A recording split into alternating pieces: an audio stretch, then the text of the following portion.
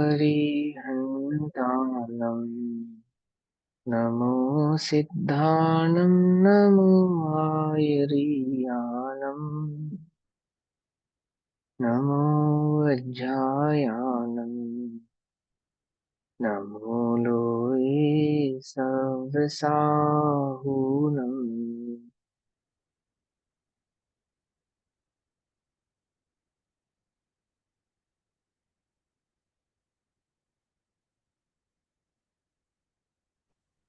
ओंकारं बिन्दुसंयुक्तं नित्यं ध्यायन्ति योगिनः कामदं मोक्षदं चैव ओंकाराय नमो नमः। मङ्गलं भगवान् वीरो मङ्गलं गौतमो गणी मङ्गलं कुन्दकुन्दार्द्यो जैनधर्मोऽस्तु मङ्गलम्। सर्वमङ्गलमाङ्गल्यं सर्वकल्याणकारकं प्रधानां सर्वधर्माणां जैनं जयतु शासनम्। नमः समय साराय चकासते चित्स्वभावाय भावाय सर्वभावान्तरच्छिदे।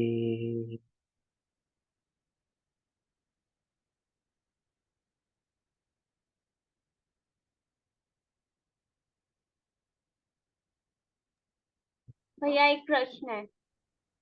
आप बोलो। भैया अब जैसे हम ये कहते हैं कि मैं मार नहीं सकता या मैं जिला नहीं सकता, ठीक है। और जिलाने का जो भाव है वो पुण्य बंध का कारण है तो ये मिथ्या भाव भाव है। अध्यवसान है, मिथ्या भाव है। तो ये भाव नहीं। पुण्य बंध का कारण क्यों बन रहा है? होना तो ये भी पाप बंध का कारण चाहिए ना, क्योंकि मिथ्यात्व है तो। हाँ, तो मिथ्यात्व में जो मिथ्या प्रकृति है वो तो पाप रूप से ही बनती है। दो प्रकार के कर्म होते हैं, घातीय और अघातीय। हाँ जी, तो अघातीय मिथ्यात्व में, का बंध क्यों होगा, ये हाँ, पूछ तो रही हूँ। अघातीय में क्योंकि वो शुभ परिणाम है, शुभ परिणाम है। मिथ्यात्व में भी शुभ अशुभ भेद होता है और सम्यक्त में भी शुभ अशुभ प्रभावों का भेद होता है। ठीक है ना, कल भी ये बात समझाई थी। कल आपने समझाया था, हाँ जी। हाँ, कल वाली कक्षा रिकॉर्ड होगी, वो सुनना, फिर से बता देता हूँ। देखो, पाप और पुण्य एक अलग बात है, मिथ्यात्व और सम्यक्त एक अलग बात है। ये दोनों को ध्यान से समझो आप, ठीक है ना। मिथ्या दृष्टि को घाती प्रकृतियों में मात्र पाप का बंध होता है और अघाती प्रकृतियों में पाप और पुण्य दोनों का बंध होता है। जी। सम्यक दृष्टि को अघाती प्रकृतियों में पाप और पुण्य का दोनों का बंध होगा, लेकिन घाती प्रकृति में पाप आश्रव नहीं होगा। हम्म। समझे आप। तो हाँ वहां जी। घाती प्रकृति जो आत्मा के अनुजीवी गुणों का घात करे उसकी अपेक्षा से वो सम्यक के सद्भाव में घात होता है, और सम्यक के सद्भाव में घात नहीं होता है, और सम्यक के अभाव में घात होता है। बस इतनी सी बात है। तो पुण्य बंधने में क्या दोष है?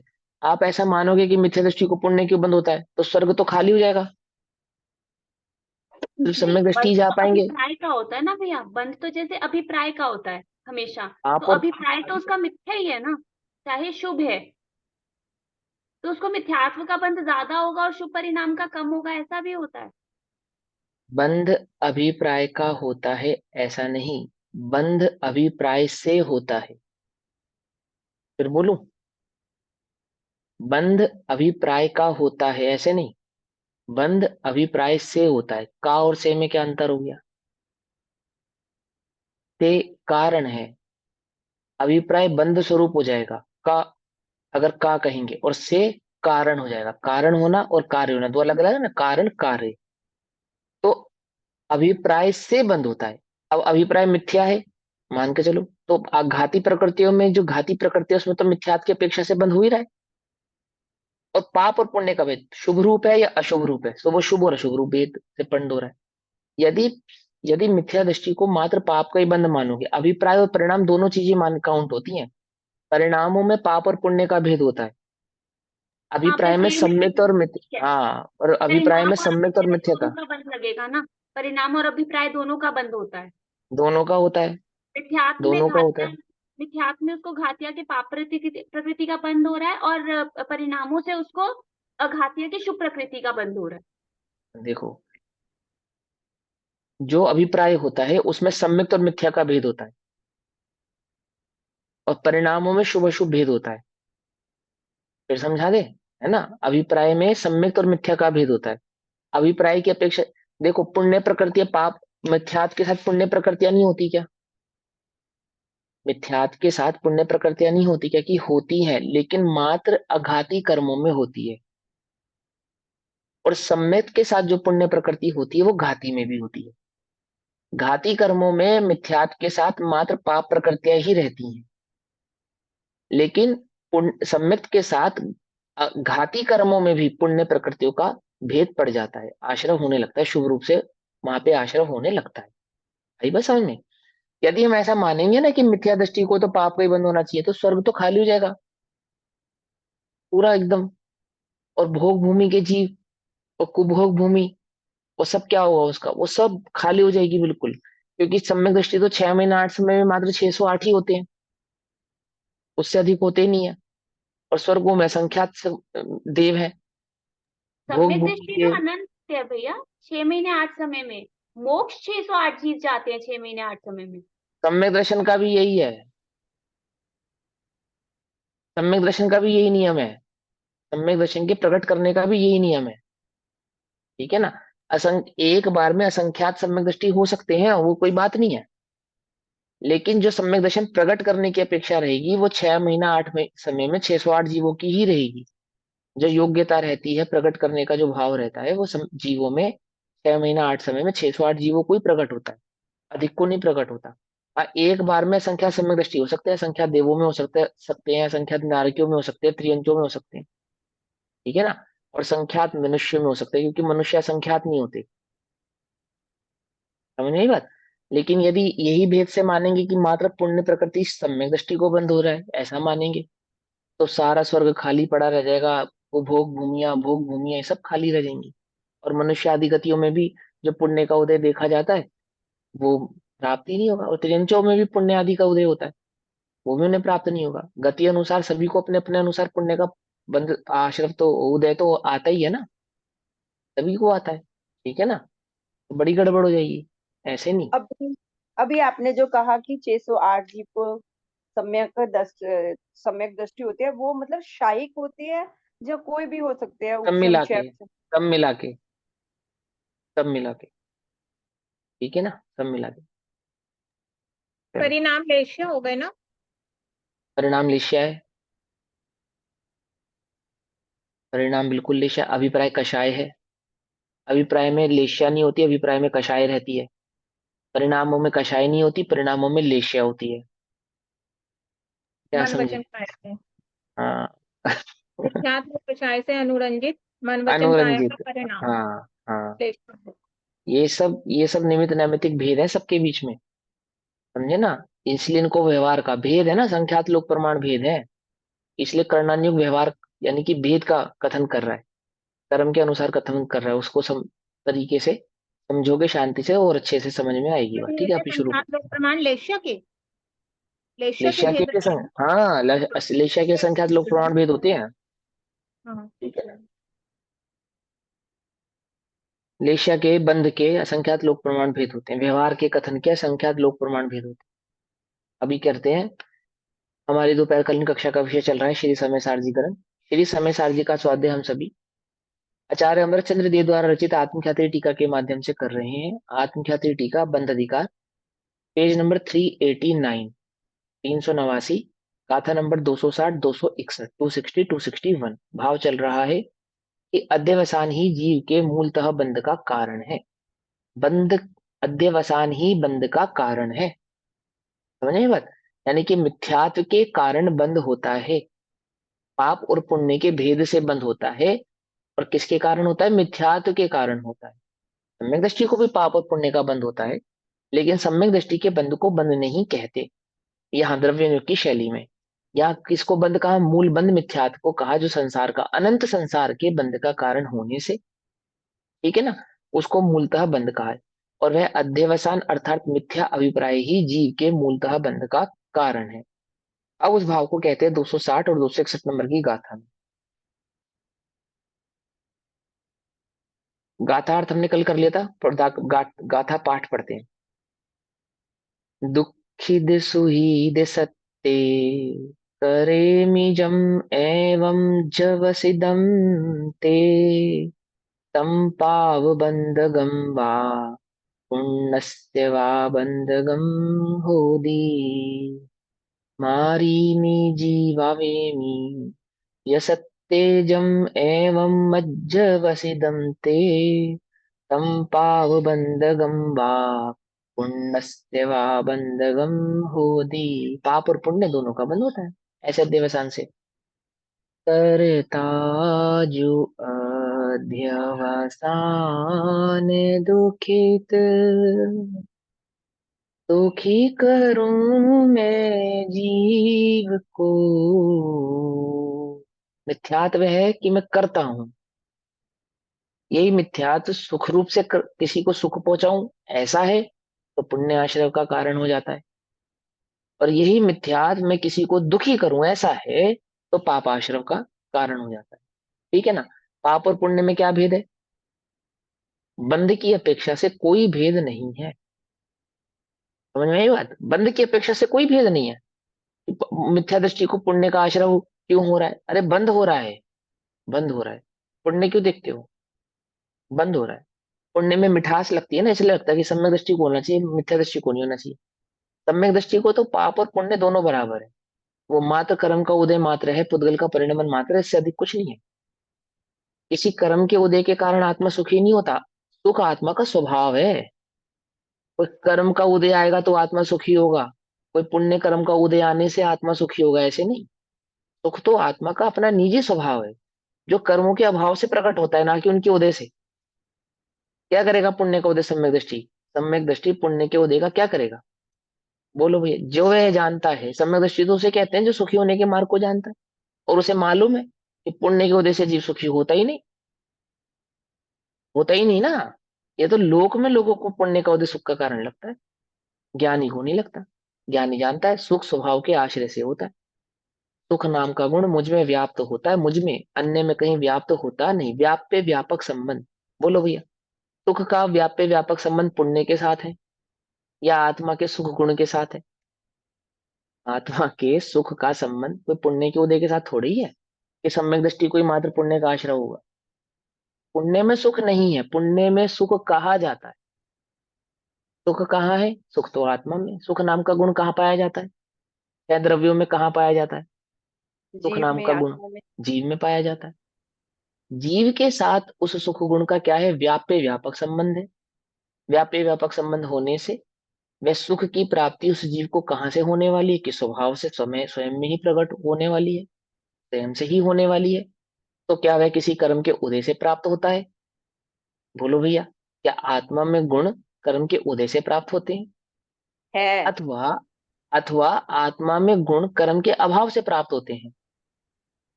बोलो कर्मों भैया। के टूटने से।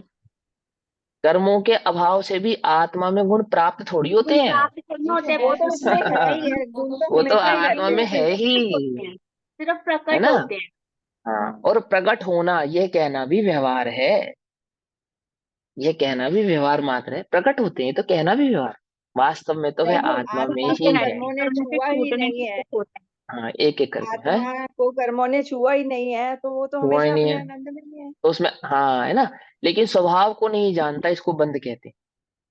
स्वभाव में स्थिर नहीं है, इसको बंध कहते हैं।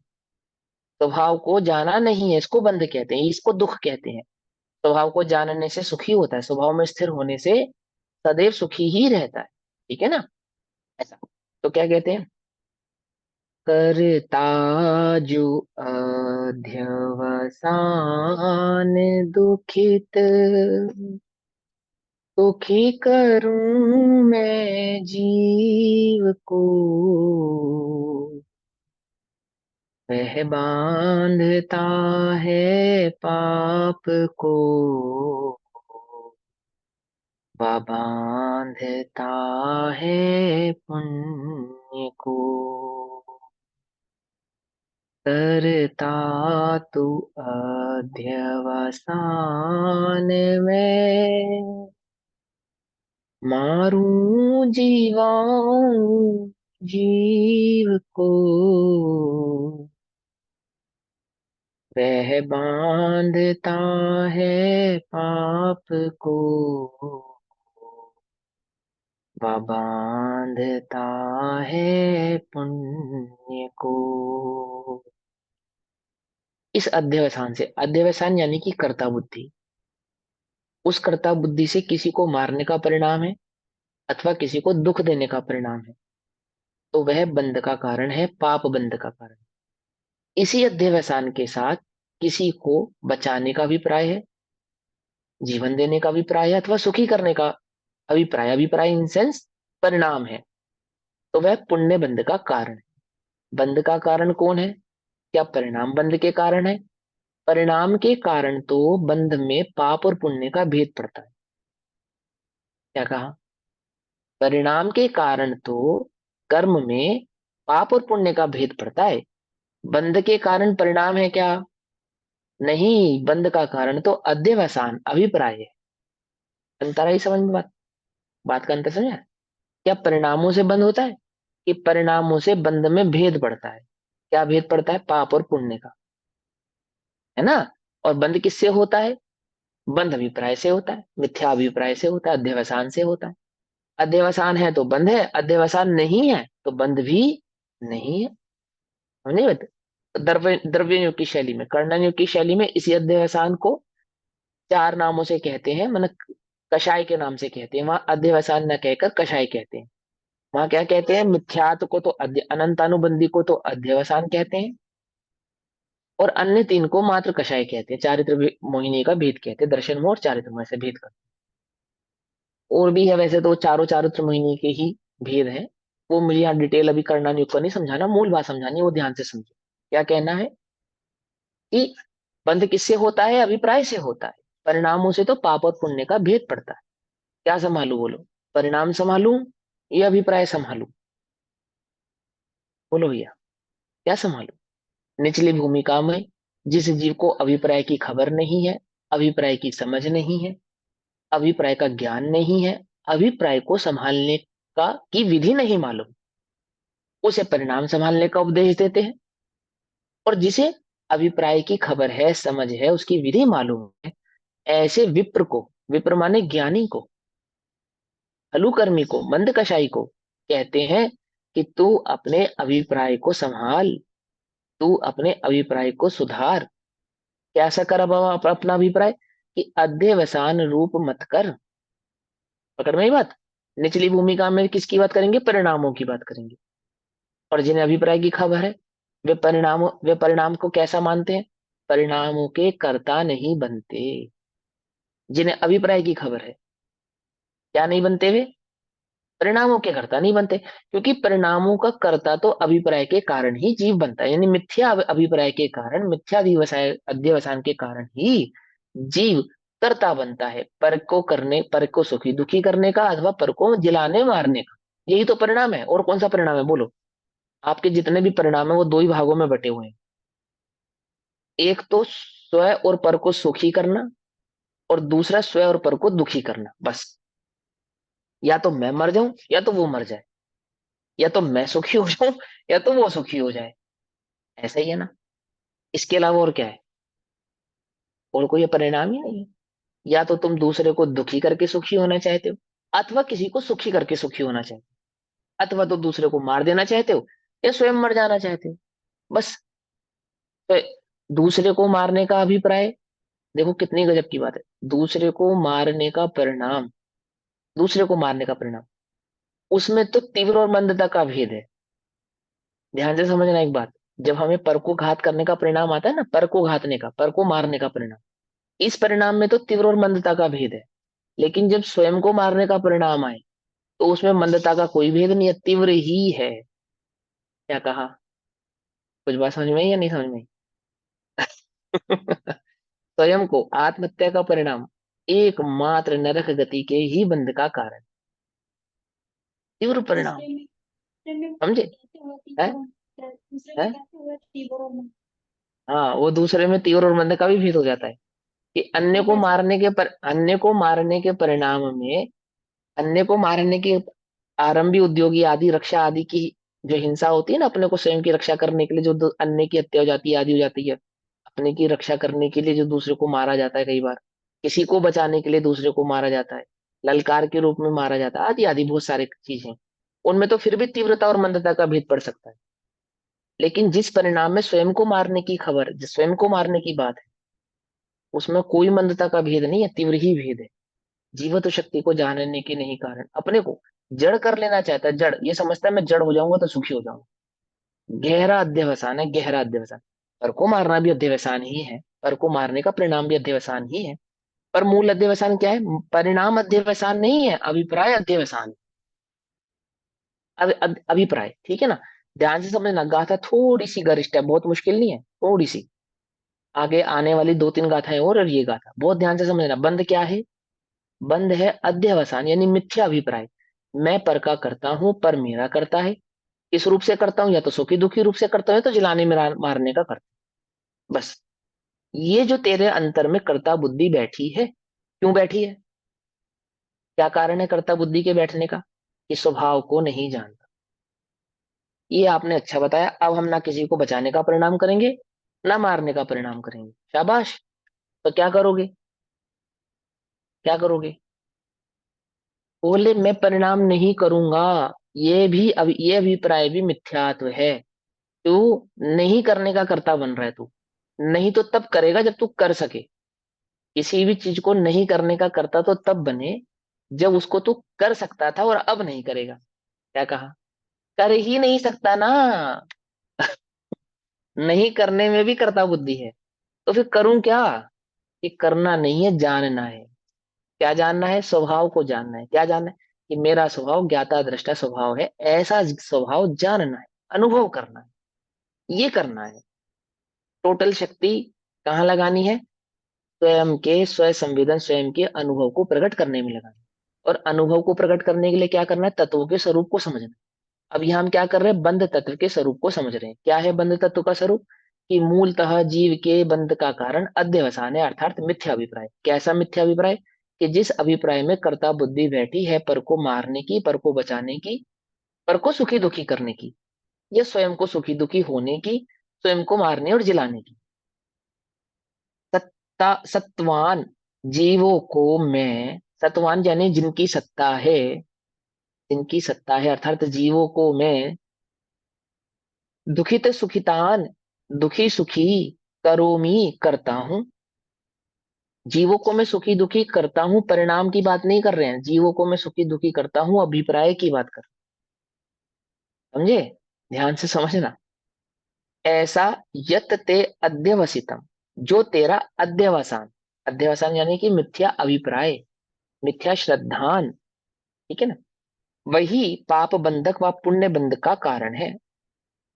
उसी से पाप और पुण्य बंध होता है। अध्यवसान से क्या होता है? पाप भी बंद होता है, पुण्य भी बंद होता है। तत्वान जीवों को मैं मारयामी च जीवयामी, अर्थात मारता हूं या जिलाता हूं, अर्थात बचाता हूं, जीवन देता हूं। ऐसा यत ते अध्यवसितम, जो तेरा अध्यवसान है, वही पाप का बंधक व अथवा पुण्य का बंधक होता है, भवती। समझिए बात? ये दो परिणाम, मारने और बचाने के, सुखी और दुखी करने के, पाप और पुण्य के भेद से तुझे बंध के कारण होते हैं। परिणामों में जो बचाना और मारना है, उसमें तो पाप और पुण्य का भेद। और जो अध्यवसान है वो बंधक का कारण। पकड़ में बात? उसमें क्या है? वह बंध का कारण है। मिथ्या दृष्टि के अज्ञान से उत्पन्न होने वाला, अज्ञान से यानी मिथ्या ज्ञान से, मिथ्या ज्ञान से उत्पन्न होने वाला जो यह रागमय अध्यवसान है, रागमय कहना, मोहमय कहना, या मिथ्यात्वमय कहना, अध्यवसान है, वही बंध का कारण है। अर्थात जीव का ये जो मिथ्या अभिप्राय है, क्यों है मिथ्या अभिप्राय? अज्ञान के कारण। अज्ञान क्यों है? कि वस्तु स्वरूप की सच्ची, एक सच्चा ज्ञान, सच्ची खबर नहीं है। और थोड़ा सा डीप कहें तो स्वभाव की खबर, स्वभाव का ज्ञान नहीं है। ठीक? नहीं है। तो यह भली बातें निश्चित करना चाहिए। क्या निश्चित करना चाहिए? कि मेरा अभिप्राय ही मेरे बंध का मूलतः कारण है। यदि मुझे बंद नहीं करना तो क्या करूं? अभिप्राय को बदलूं। ठीक?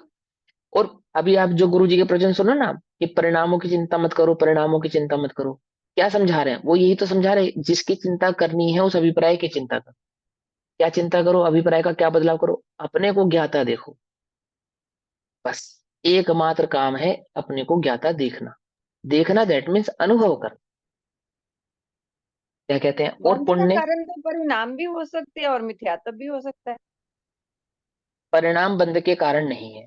परिणाम उत्पन्न ही अभिप्राय से, अभिप्राय के आधार से होते हैं, कषाय के आधार से होता है। जो जितनी कषाय होगी, कषाय अनुसार ही परिणाम होगा। दो कषाय चौकड़ी के अभाव के अनुसार परिणाम होगा, तीन कषाय चौकड़ी के अभाव के अनुसार परिणाम होगा।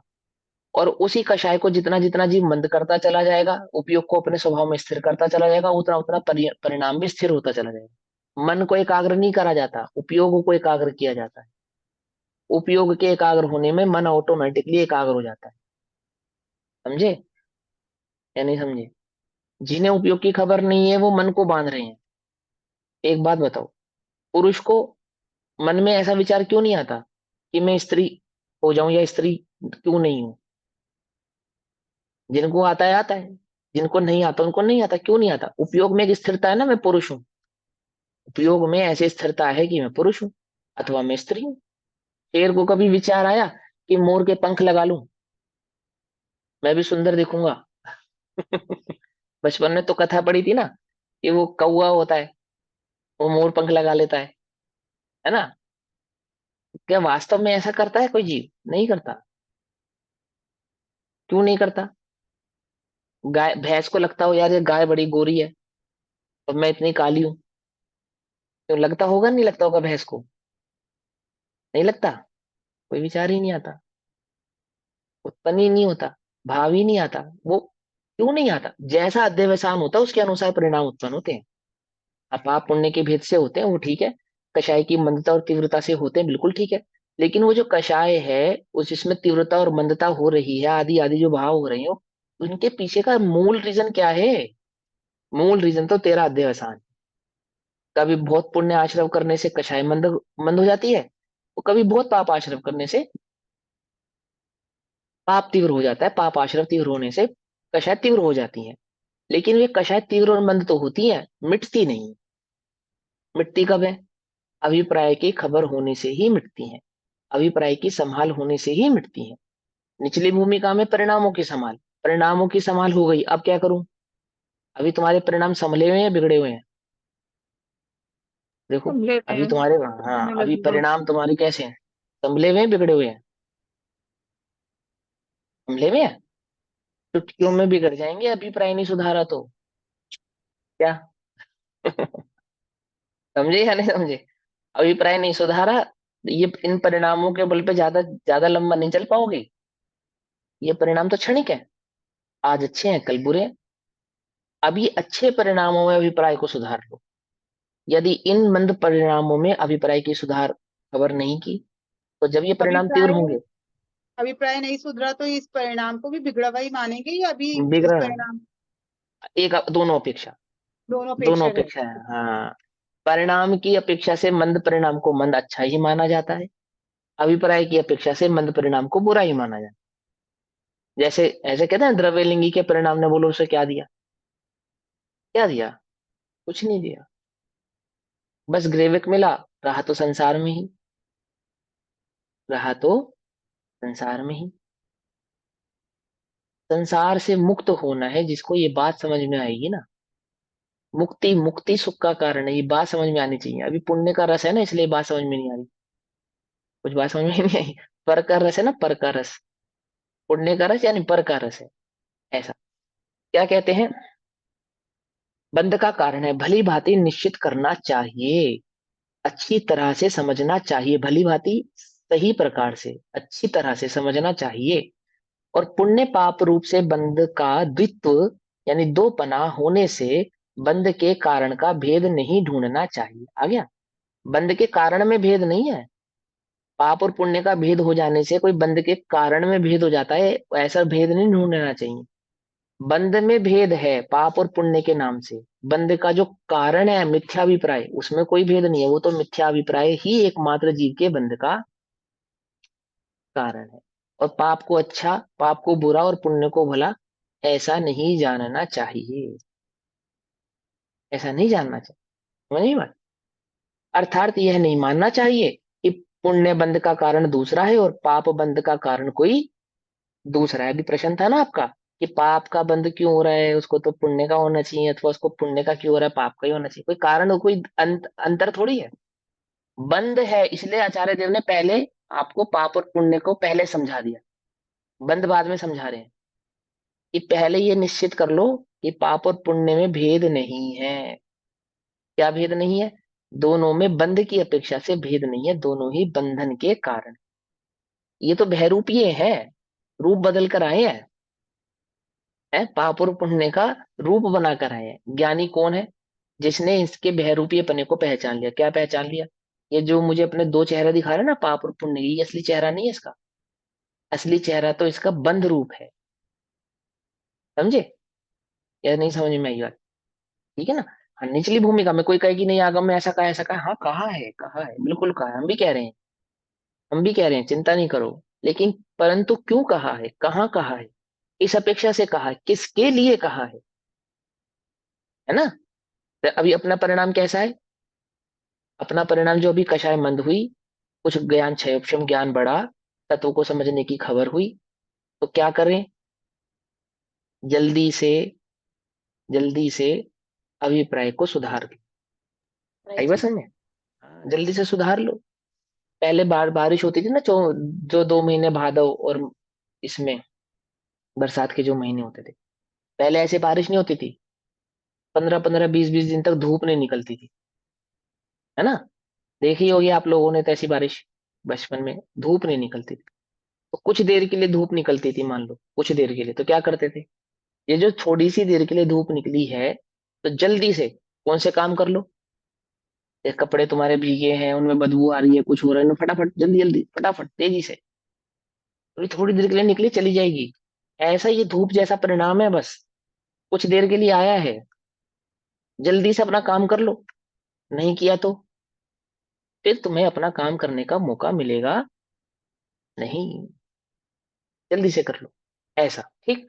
तो क्या कहते हैं, क्योंकि यह एक ही अध्यवसान दुखी करता हूं और मारता हूं इस प्रकार, और सुखी करता हूं अथवा जिलाता हूं, ये दो प्रकार से शुभ अशुभ अहंकार से भरा हुआ होने से।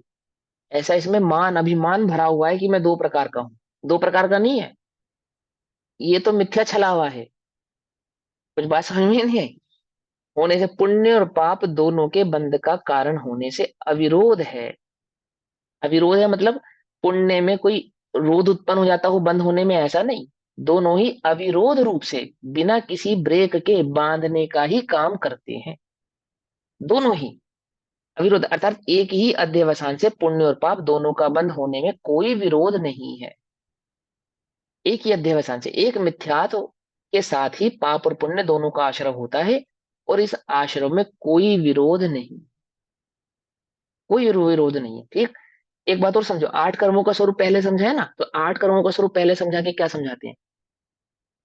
आघाती कर्मों में जो पाप और पुण्य का भेद होता भी है, उससे जीव को कोई लाभ होने वाला नहीं है।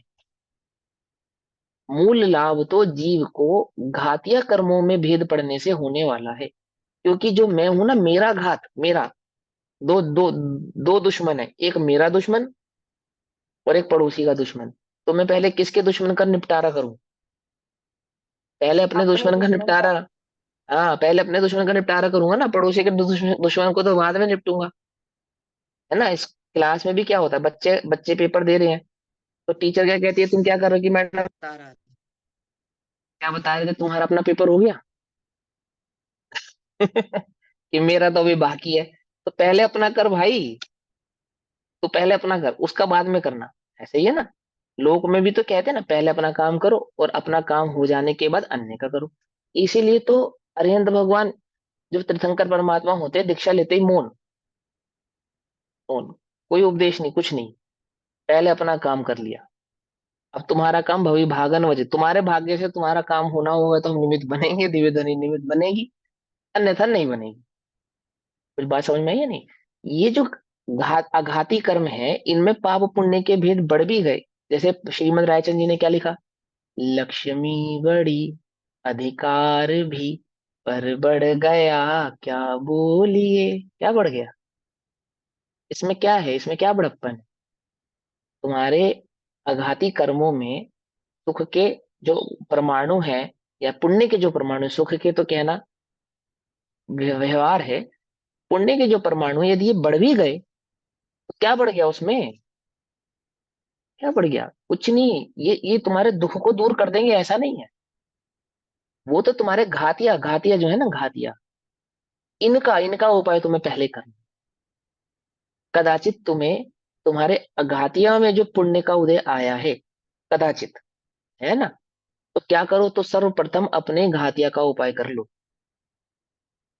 सर्वप्रथम। समझ में बात? नहीं समझ? यदि यहाँ चूक गए तो तुम सुखी हो सकते नहीं। ये तो टेम्परेरी है, ये तो मौका है, मौका। भैया मैं एक समझे? प्रश्न पूछना चाहती हूँ यहाँ पे। हाँ जी, पूछिए ना। भैया जी मैं ये पूछना चाहती हूँ कि जैसे पाप और पुण्य दोनों ही बंध के कारण है, लेकिन क्या हम्म। हम पुण्य को सर्वथा ही कह सकते हैं? क्योंकि सर्वथा है। भगवान की जो दिव्य ध्वनि है वो भी पुण्य जीवों के भाग्य से ही खिड़ती है, तो देखो इसलिए सुनो, पुण्य को। इसका उत्तर हम दे चुके हैं कि निचली भूमिका में नहीं कहते, निचली भूमिका में नहीं कहते, लेकिन जब भूमिका बढ़ती है जीव की, उसकी समझ बढ़ती है, तो वहां वह उसको हे ही जानता है। यदि हे नहीं जानेगा तो सम्यक दर्शन कैसे प्रकट करेगा?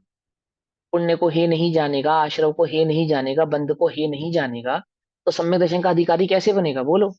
पुण्य को उपादेय मानकर सम्यक दर्शन का अधिकारी हुआ जा सकता है क्या? आश्रव को या बंध को उपादेय जानकर सम्यक दर्शन का को प्रकट किया जा सकता है? भैया जैसे अभी हम स्वाध्याय सुन रहे हैं तो ये भी तो पुण्य हम्म। का उदय है, तभी तो सुन रहे हैं।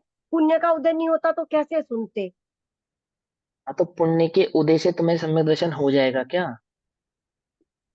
यही तो नहीं तो बताया। अभी अभी जो उदय आया है, अभी आया ना उदय पुण्य का, अब इसमें क्या करना?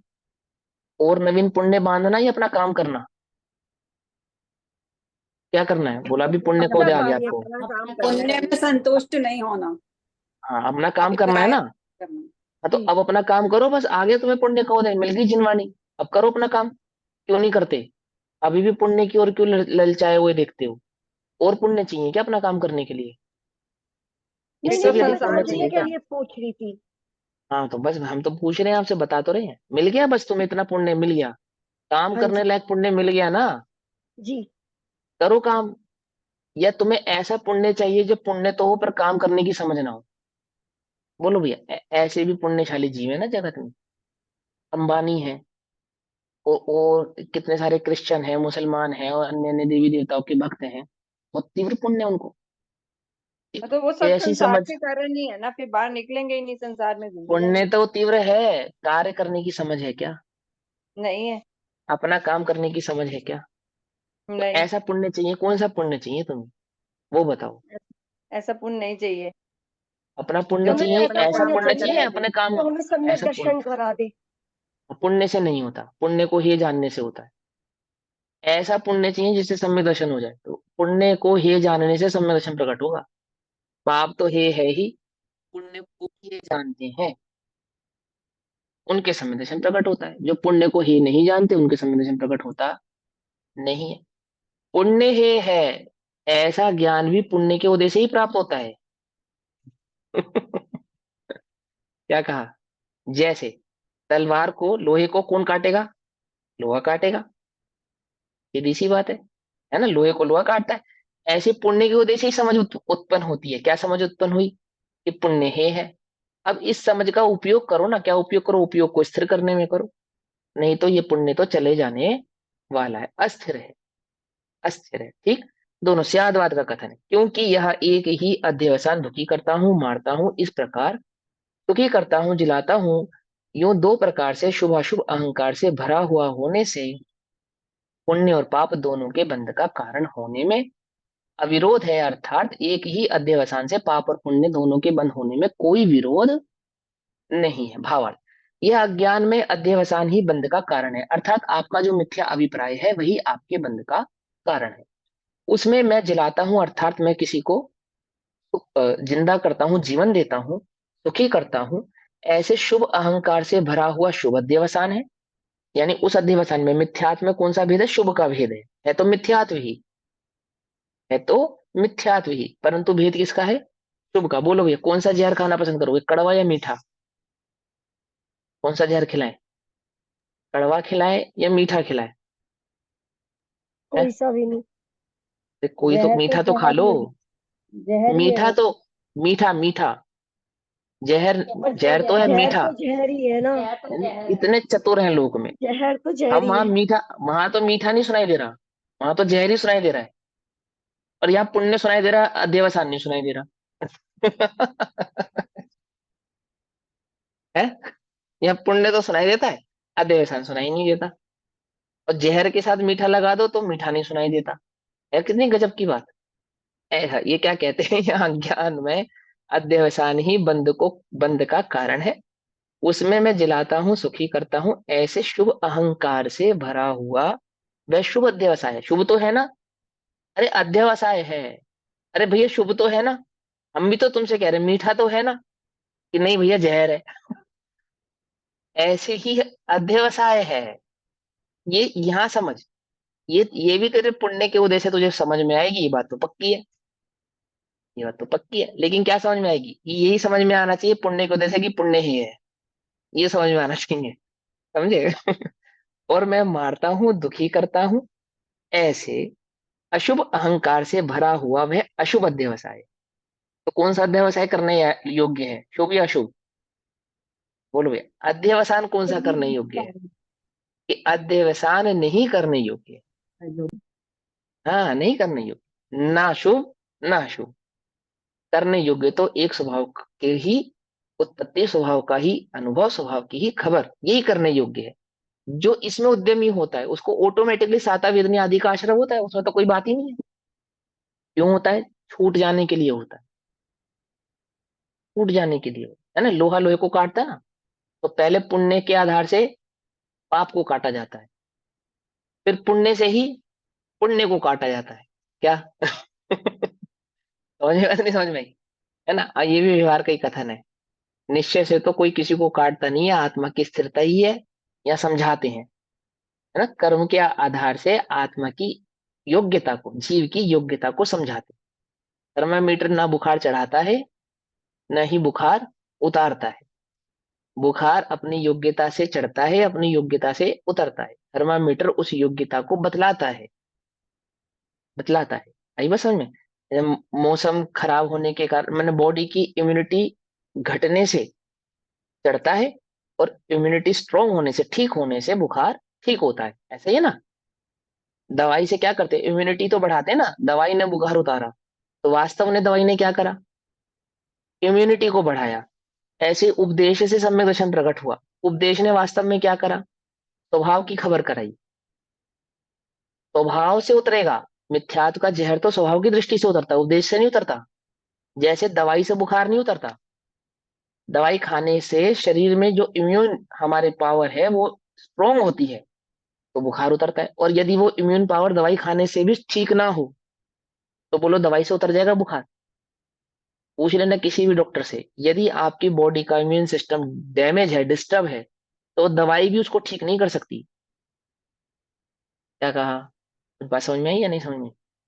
वो सिस्टम होना चाहिए आपकी बॉडी में, दवाई तो उसको सपोर्ट करती है, उसमें योग्यता होती है, वो इम्यून सिस्टम काम करता है, तो आपका बुखार उतरता है, या अन्य अन्य रोग दूर होते हैं। हर रोग का जो प्रतिरोधक शरीर के अंदर रहता है, वह प्रतिरोधक तो आपके शरीर में ऑलरेडी मौजूद रहता है, कोई बाहर से नहीं डाला जाता। जो दवाई होती है वो मौजूदा तत्व को ही सपोर्ट करती है, बस इतना काम करती है। और कितना कितना सपोर्ट करती है? कि जितनी उसमें ताकत है उतना ही सपोर्ट करती है। ऐसे उपदेश दवाई की तरह, औषधि की तरह है। आप में योग्यता है, आपको सपोर्ट करेगा, नहीं तो अगर उपदेश से ही काम होता तो अभव्य को भी उपदेश सुनाई देता है, अभव्य भी उपदेश सुनते हैं, और उनका कभी काम नहीं होगा। क्यों? क्योंकि उनकी बॉडी में, यानी उनकी आत्मा में जो इम्यून सिस्टम है, यानी उस भव्यता को प्रकट करने का जो पर्याय है, वो मौजूद ही नहीं है। भैया इम्यूनिटी मुझे सिस्टम भी कितना भी मजबूत क्यों ना हो, अगर पुण्य हाँ, का उदय नहीं है तो दवाई भी काम नहीं करेगी। अरे हम तो उदाहरण दे रहे हैं भैया, आप तो हमारे उदाहरण की ही हम तो सिर्फ आपको एग्जाम्पल दे रहे हैं, ठीक है ना। हम तो डॉक्टर नहीं है, वो तो डॉक्टर बताएगा काम करेगी नहीं करेगी, हमारा तो सिर्फ उदाहरण है। अभी समझे आप।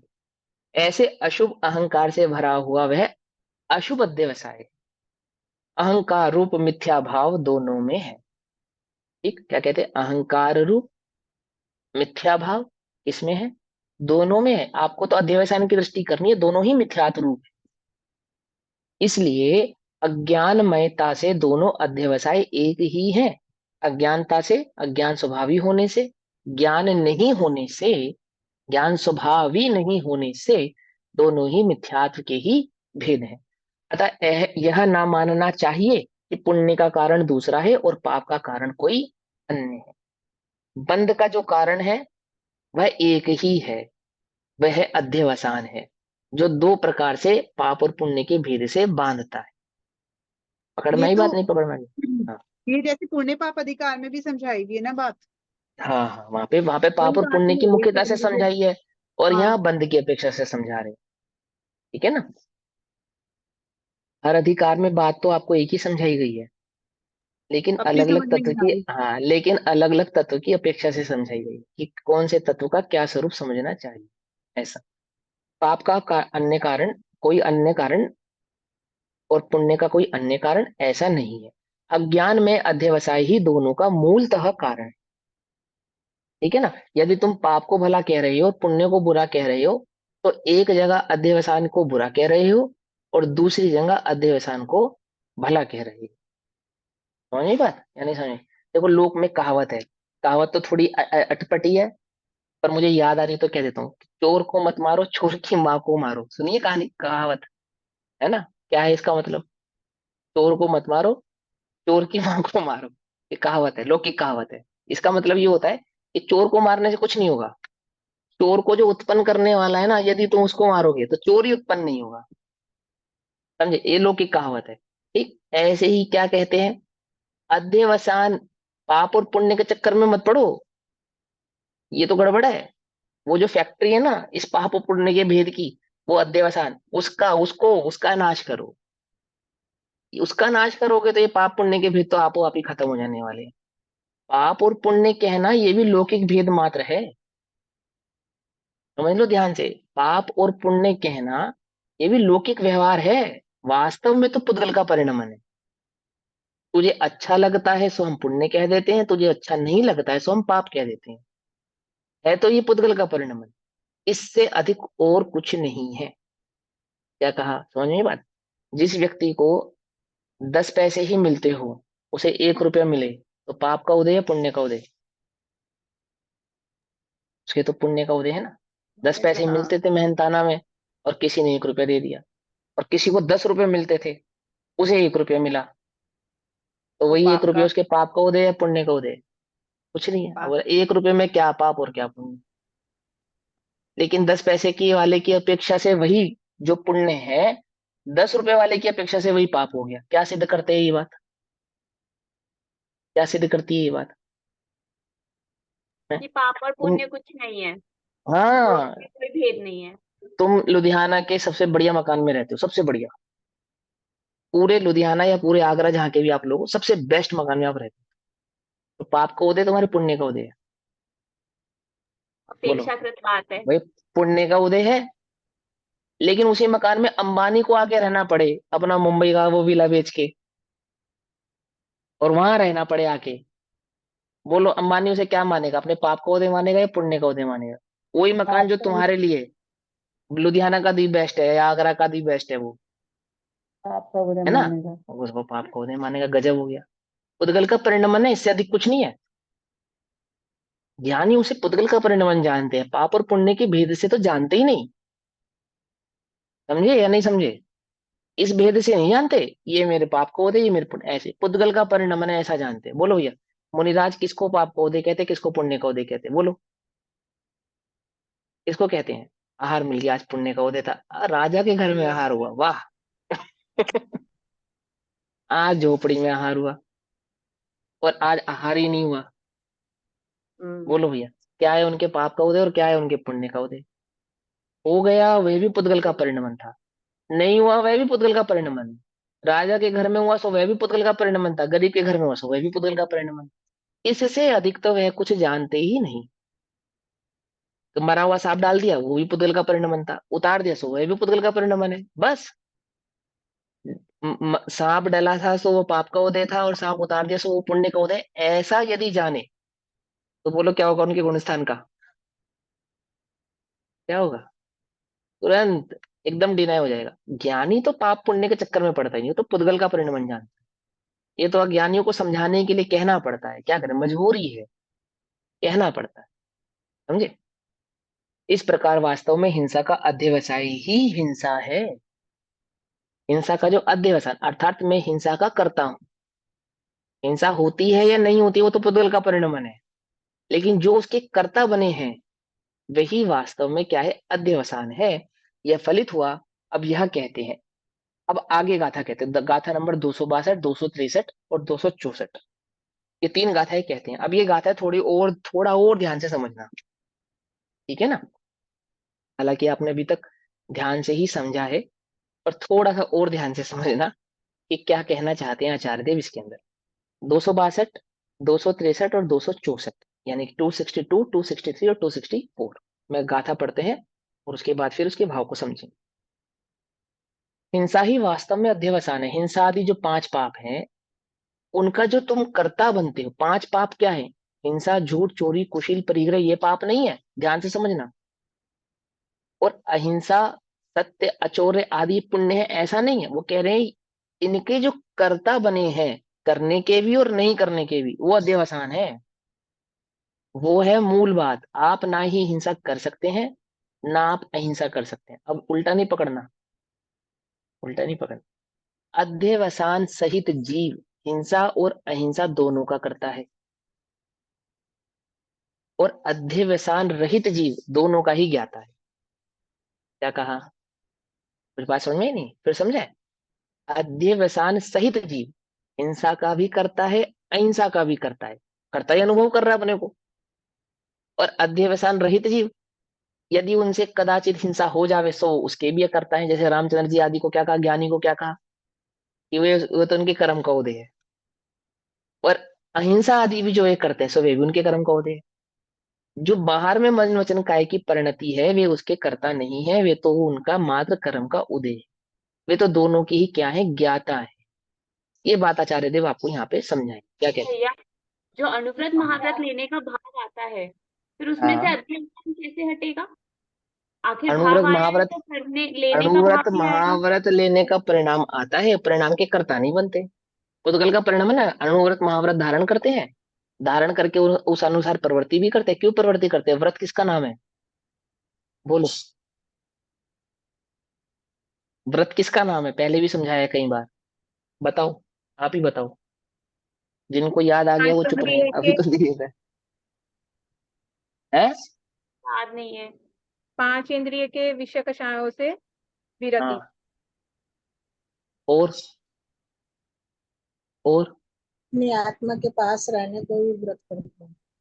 चलो कोई बात नहीं, बहुत बढ़िया है, कोई दिक्कत नहीं। सुनो, 5 इंद्रिय के विषय कषाय की विरक्ति को व्रत कहते हैं, ये तो व्यवहार कथन है। और कषायों कषाय का के भाव। अभाव को व्रत कहते हैं, ये वास्तविक बात है।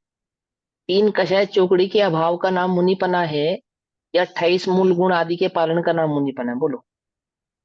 28 मूल गुण आदि के पालन का नाम मुनिपना व्यवहार से है है।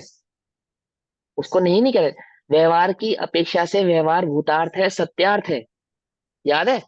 और निश्चय की अपेक्षा से व्यवहार असत्यार्थ है, अभूतार्थ है। याद आ गई बात है। लेकिन वास्तव में स्वभाव से देखे जाने पर तो 3 कषाय चौकड़ी के अभाव का नाम मुनिपना है। आई बात समझ में या नहीं समझ में आई? मिथ्या दृष्टि और सम्यक दृष्टि की बात है। अगर मिथ्या दृष्टि है तो गलत है, सम्यक दृष्टि है तो वही चीज सही है, बस खत्म आ गई बात, ठीक है ना। व्यवहार में, व्यवहार की अपेक्षा से सत्यार्थ है, भूतार्थ है। 28 मूल गुण आदि के पालन का नाम मुनिपना सत्यार्थ है, भूतार्थ है। किसकी अपेक्षा से? व्यवहार की अपेक्षा से। परंतु निश्चय की अपेक्षा से यही अभूतार्थ है, असत्यार्थ है। क्यों? क्योंकि वहां 3 कषाय चौकड़ी के अभाव का नाम मुनिपना है। और मिथ्यात्व 3 और कषाय कषाय चौकड़ी का का, अभाव। हाँ, और वहां पे तीन कषाय चौकड़ी का जो अभाव होगा वो कैसे होगा? स्वभाव की स्थिरता से होगा। पकड़ में आई बात? समझ में आई बात, नहीं समझ में आई? या जिनके बात तीन हो कषाय गई कषाय, ये तो बात हो गई कषाय के क्षय के बाद की, अभाव, तीन कषाय हाँ, चौकड़ी के अभाव के बाद अभाव की। के, हाँ। लेकिन कई मुनिराज होते हैं ना जो पहले दीक्षा ले लेते हैं लेकिन कषाय चौकड़ी का अभाव नहीं होता है तब तो तक। मुनिपना व्यवहार में तो है, निश्चय से नहीं है। यहाँ निश्चय परक कथन चल रहा है, अभी व्यवहार परक कथन ही नहीं चल रहा। मैं यही पूछ रही हूँ कि उसमें फिर हम अगर वो मुनिपना ले लेते हैं लेकिन कषाय चौकड़ी का अभाव नहीं हो तो फिर अध्यवसान कर्तापना आएगा कि नहीं आएगा? आएगा, बिल्कुल आएगा। जब मिथ्यात्व है तो आएगा ही। मिथ्यात्व का नाम ही अध्यवसान है। तो द्रव्यलिंगी किस लिए कहा? फिर मुनियों में तीन भेद क्यों डाले? द्रव्यलिंग, भावलिंग और शिथिलाचार, ऐसे तीन भेद क्यों डाले? शिथिलाचार वो तो बात चलो मुनि सही की है, श्रेणी में ही नहीं है, लेकिन वहां मैं द्रव्यलिंग और भावलिंग का जो भेद है वो किस वो अपेक्षा से बात है? सही है, वो बात सही है, मैं वो बात नहीं कर हाँ, रही हूँ, मैं अपनी हाँ, हाँ, भूमिका में बात कर रही हूँ। चलो मैं ये कह रही हूँ अनुव्रत लेने का भाव आता है किसी को, हाँ, तो उस हाँ। अनुव्रत में कर्तापने का अभाव कैसे होगा? हम कैसे कहेंगे कि हमें अनुव्रत लेने का परिणाम, परिणाम अध्यवसान नहीं है। भूमिका अनुसार तो परिणाम करने का ही आता है। रामचंद्र जी को चाहिए सीता, रो रहे हैं उसके बिना, मैं दुखी हूँ, इस परिणाम का नाम अध्यवसान नहीं है। तो अनुभूति प्रकट हुई है या नहीं हुई है, ये बताओ। तो अनुभूति प्रकट नहीं हुई है, नहीं होने के एवज में जितने भी परिणाम है सब अध्यवसान है। तो अनुभव प्रकट हुआ है, स्वभाव की खबर है, हाँ हुई है, इस एवज में जितने भी परिणाम है सब अध्यवसान से रहित है। तो फिर वो यही तो अनुव्रत कह रहे आते हैं। ही पुण्य कर्म का बंद करेंगे। क्यों करेंगे? अध्यवसान के साथ नहीं होगा और अध्यवसान के बिना नहीं होगा। आत्मानुभव पूर्वक जो परिणाम उत्पन्न होंगे वे बंध के कारण नहीं है। बिना आत्मानुभूति के जितने भी परिणाम उत्पन्न होंगे वे सब बंध के कारण है, चाहे वे शुभ रूप से हो चाहे अशुभ रूप से हो। क्या समझा रहे हैं आचार्य देव यहाँ पे? परिणामों की दृष्टि ना करके स्वभाव की दृष्टि करना सिखा रहे। परिणाम तो यथा योग्य, कर्मानुसार एक बात कर्म के उदय अनुसार, यथा योग्य गुण स्थान अनुसार और आपकी कषाय की मंदता अनुसार होंगे ही, होंगे ही। अभी स्वाध्याय करने का परिणाम आ रहा है या नहीं आ रहा है? समझने का परिणाम आ रहा है, नहीं आ रहा है? बंध का कारण है या अबंध का कारण है? बंद का बोलो। कारण है, अधिक भावी है। बंद का नहीं, कारण, बंद ऐसे नहीं, ऐसे नहीं बंद कहेंगे का सीधा, कारण है, शुभ बंद का कारण है। एकदम डायरेक्ट ऐसे नहीं कहेंगे। इसको मिथ्यात्व इसको के साथ बंध का कारण। साथ, हाँ, अगर अभी मिथ्यात की एक भूमिका, नहीं है। हाँ ऐसे कि यदि अध्यवसान सहित है तो बंध का कारण है और अध्यवसान रहित है तो यही स्वाध्याय का परिणाम बंध का कारण नहीं है। ये यही तो बात समझ में आनी चाहिए ना। यही भेद नहीं समझने के कारण तो अब थोड़ा गड़बड़ हो जाती है ना। हम क्या समझने लगते हैं, अभी हम स्वाध्याय कर रहे हैं एकदम हमारे परिणाम बंद है एकदम, और हमें रुचि है, तो अभी हम अध्यवसान नहीं है, अभी हमें मिथ्यात्व नहीं है। मिथ्यात्व किसका नाम है?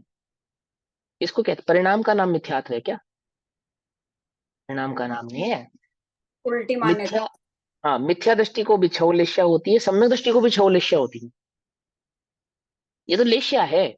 ये जो मन में उत्पन्न हुआ, आदि आदि हुआ, इससे भेद जो ज्ञाय की खबर करता है। खबर मतलब अनुभव,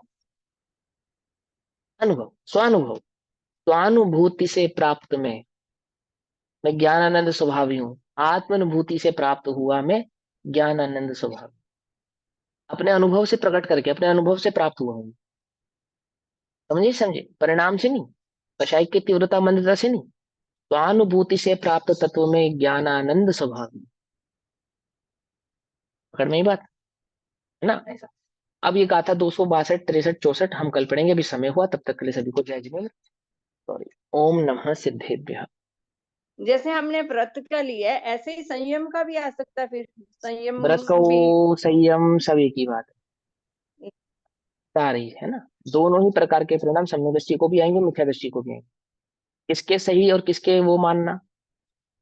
तो बस सम्यक दृष्टि के वही परिणाम अबंधता के कारण है और मिथ्या के वही परिणाम उसके बंध के कारण है। यहाँ पे सम्यक सम्यक और दृष्टि मिथ्यात उसका की खबर कर्ता नहीं करानी। बनता है। ये तो सब आपको समझाने के लिए है। स्वानुभव का नाम सम्यक दर्शन है, कर्ता बनता है। अब कर्ता बनता है तुम विचारों में समझते हो, समस्या ये है कि कर्ता नहीं बनता, इसको तुम विकल्प से जोड़ते हो। इसको ऐसा लगता हो कि मैं करता नहीं हूं, ऐसा कोई विकल्प नहीं आता। पूरे जूझ के कर्ता परिणाम के साथ करता है, लेकिन कर्ता बुद्धि नहीं होती। परिणाम का कर्तृत्व तो इतना तीव्र होता है कि मिथ्या दृष्टि कहीं भी क्या होगा, और कर्ता बुद्धि नहीं होती उसको। एक बार इस चीज को और एक्सप्लेन करो कि जैसे रामचंद्र जी ने मतलब तीर चला रहे हैं भयंकर रूप से तीर औदैहिक चला रहे हैं, और औदैहिक तो भी भावों का। सम्यक दर्शन बरत रहे, वो क्षणिक सम्यक हाँ दृष्टि है। उसके बाद हाँ, भी लक्ष्मण को 6 महीने तक बराबर कंधे पे लेके घूम रहे हैं। उनके हाँ। अंदर क्या बरत रहा था उस समय? उनके अंदर ये बरत रहा था कि मैं अंदर माने, मैं सुनो सुनो, आप गायक रुक हूँ। जाओ। अरे रुको तो सही, ये नहीं बरत रहा था। ये जिसे तो अंदर कह रहे हो ना, अंदर बरत रहा था, वो तो सब परिणाम है। अंदर अभी पहुंचे ही कहाँ? अंदर मालूम ही कहाँ है तुम्हें अंदर क्या है? कौन, किस अंदर की बात चल रही है? जिस अंदर को तुम अंदर समझ रहे हो, उस अंदर को तो अभी देखा ही नहीं, जाना ही नहीं, पहचाना ही नहीं। वो तो जिसको तुम अंदर समझ रहे हो, वास्तव में तो वो बंदर है। क्या? नहीं समझे? जिसे तुम अंदर समझते हो, वो तो मन रूपी बंदर है। वो अंदर बंदर कुछ नहीं है, अंदर तो कुछ और है, जो उस मन से परे है। हमारे लिए अंदर तो ज्यादा से ज्यादा औदैहिक परिणाम है बस। मिथ्या दृष्टि अंदर औदैहिक परिणामों को मानता है, समझता है, जानता है। और सम्यक दृष्टि औदैहिक परिणामों से भिन्न, भिन्न उसको अंदर कहते हैं। इसीलिए तो तत्व निर्णय करो ना, तत्व अभ्यास करो, द्रव्य गुण पर्याय के स्वरूप को भली प्रकार से समझने का मतलब प्रयास उन्हें करो। ऐसा लगता है कि ये तो उदाई कर्म से ऐसा कुछ ये नहीं सब लगता। तीर चल रहे ये हैं। ऐसा और ऐसा कोई प्रवचन उनके अंदर नहीं चल रहा होता कि मैं तो इसका ये ज्ञाता हूँ और मैं क्या तो उदय से होता है, चल रहे क्या हैं ऐसे। अनुभव करते हैं वो? थोड़ा ये सब नकली नकली अनुभव काम क्या उनके नहीं करते हैं वो? होता। ये होता है कि मतलब वो तो उनके अंदर ये चक्रवर्ती भी तो युद्ध करते ही हैं। वो तो जी कोई नहीं सम्यक दृष्टि नहीं। बता पाएगा। मैं अभी अभी कक्षा का समय हुआ, हम बाद में चर्चा करेंगे, है ना? ठीक है भैया जी, मैं जय जी, ओम नमः भैया किस सिद्धि। पर हिंदी में मैं बताइए अनंत प्रश्न प्रकार कर है। सकती हूँ? प्लीज बता दीजिए, प्लीज टाइम दे दीजिए नहीं प्लीज। देखो, देखो बात नहीं समझाने की बात नहीं है, आप धीरे धीरे समझ जाओगे, आप चिंता नहीं करो, आप धीरे ये धीरे तो समझ अभी माफ जाओगे। कर दो वहां ना। तक पहुंचना चाहती हूँ कि बाहर में मतलब सब होते हुए भी, हम्म। और हम उसके कर्ता नहीं बनते, और वो अनुभव में हमारे चीज आ जाए कि मैं ज्ञाता ज्ञायक और अकर्ता हूँ। वो चीज देखो सुनो, अनुभव में आनी चाहिए, वो चीज सुनो अनुभव में नहीं आई अभी। सुनो सुनो वहां तक सुनो पहुंचना है, वहां तक सुनो, पहुंचना है। बताता हूँ, मैं बताता हूँ, सुनो। बाहर में करते हुए भी और हमें अनुभव प्रकट करना है, तो जिनको अनुभव प्रकट नहीं हुआ है वे सावधान हो जाए कि बाहर में करते हुए भी तुम्हें अनुभव कभी प्रकट नहीं होगा, 3 काल में प्रकट नहीं होगा, याद रखना इस बात। जिन्हें बाहर की बुद्धि टूटी नहीं है, छूटी नहीं है, कर्ता तो टूटा नहीं है, चित्त को एकाग्र करने की, देखो अहो इन बातों की मुझे खबर नहीं थी, ये अपने कार्य करने का उत्साह बहुत बढ़ता है उसको, समझे? ऐसा जिसको परिणाम प्रायोग विशुद्धि आदि लब्धि जिन्हें प्रकट होती है, प्रायोग्य विशुद्धि आदि लब्धि जब प्रकट होती है, तब बाहर का रस टूटता है, छूटता है, बाहर में मजा नहीं आता। ठीक है ना? ज्ञान प्रकट होने के बाद की बात है कि वो बाहर में वर्त रहा है और बाहर में उसको ऐसे हो रहा है और तो भी वो सम्यक दृष्टि है, वो तो सम्यक दर्शन होने के बाद की बात है। सम्यक दर्शन पहले प्रकट करना है, तो बाहर में मेरा सब कुछ चलता रहा एज इट इज और मुझे सम्यक दर्शन प्रकट हो जाए, एक बार तो डिस्टर्ब होगी लाइफ। एक बार तो सब कुछ सबको समेट के एक बार लात मारनी पड़ेगी, कुएं में फेंकना पड़ेगा सारा कुछ। और बिल्कुल एकदम ज्ञाता 6 महीने की जो खबर आचार्य देव ने शर्त रखी है, उस 6 महीने की शर्त को पढ़ो, क्या कह रहे हैं वो। एक बार तू सब कुछ, सारे द्वंद फंद सब छोड़ दे, सब छोड़ एकदम। ये चक्कर में, इस भूल में मत रहना, गाड़ी चलाते चलाते तुम्हें सम्यक दर्शन हो जाएगा और दुकान पे बैठे बैठे सम्यक, ये 3 काल में नहीं होगा, मैं लिख कर दे रहा हूँ, 3 काल में नहीं होगा। ये बिल्कुल ऐसा वाला ज्ञाता दृष्टा नहीं है। ज्ञाता दृष्टा है, पक्की बात है, दुकान पे बैठने वाले को सम्यक दर्शन नहीं होगा, ये नियम नहीं है। दुकान पे बैठे बैठे नहीं होगा, ये नियम है। भैया मैं जहाँ आपको पहुंचाना चाह समझे? रही हूँ वहां नहीं आप समझ पा रहे। कैसे मैं पूछेंगे अज्ञानी, हम अनुभव कहाँ पूछेंगे? अनुभव में आना चाहिए कि मैं अकर्ता ज्ञाता हूँ, ये हाँ अनुभव में। अनुभव, हाँ प्रैक्टिस से आ जाएगा। ये अपना करते रहो बस, पुरुषार्थ करते रहो, हो जाएगा। ठीक है ना? पुरुषार्थ पूर्वक हो जाता है, पुरुषार्थ करते रहो, अपने आप हो जाएगा, करने की कोशिश मत करो। सम्यक दर्शन प्रकट करने वालों को सम्यक दर्शन प्रकट नहीं होता। स्वभाव मैं की दृष्टि रखो, बस उसका पुरुषार्थ करते रहो, कब होगा कब भैया मैं होगा बताऊँ कब इसका आंसर? नहीं होगा। हाँ बोलो, आप बोलो।